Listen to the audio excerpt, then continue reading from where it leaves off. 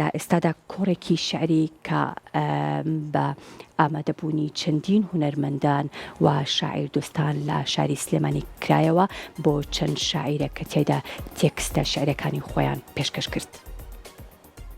لە دوورەوە چاوم لێکە چاوت بڕیوەتە چاوم لە تیرەی یاد دەمدوێنی سکلێ گەشتی هەناوە.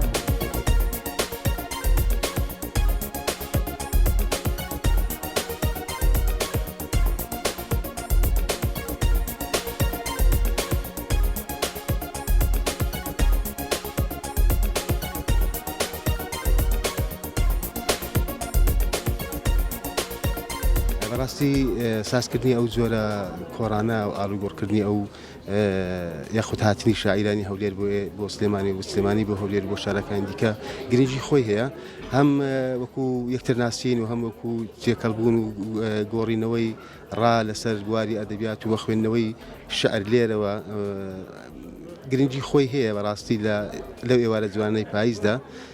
ئێمە زۆر خۆشحالین ئەمڕۆ لێرە و هیوادارم ئەو کۆڕە جێی ڕەزامەندی و سودبەندی میوانانی کۆڕەکە بێتن.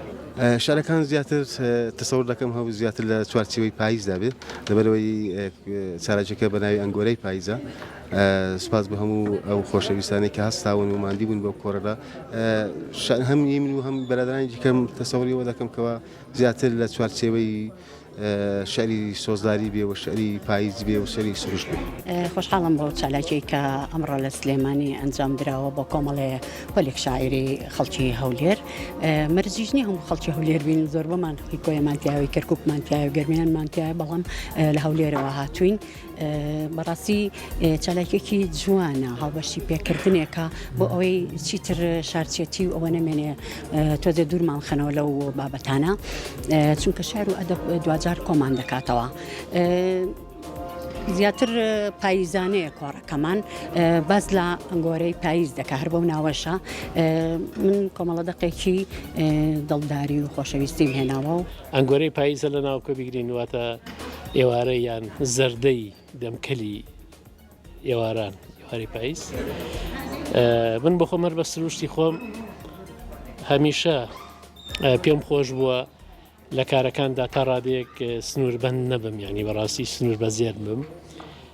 وەجاری کەش کۆڕ و چالاکیم هەبوو بۆ شاعیران و نووسەرانی شارەکانی تر تەنانەت بەڕاستی بەشەکانی تری کوردستان، یعنی بیرۆکەکە بڕای ئیشەکە لە خودی خۆمەوە بووە.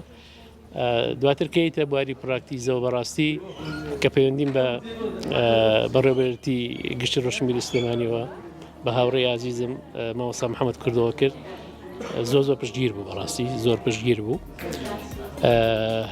لەم لاتر هەنێک کارمان پێویستی بە چاپخانە بوو.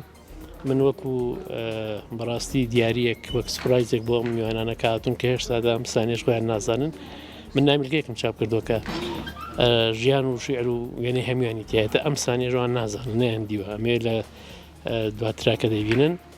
چاپخانەی کارۆ بە خۆشحاڵیەوە بە سپاسەوە بە پێزانینەوە سپۆنسەری ئەو کاری کردو.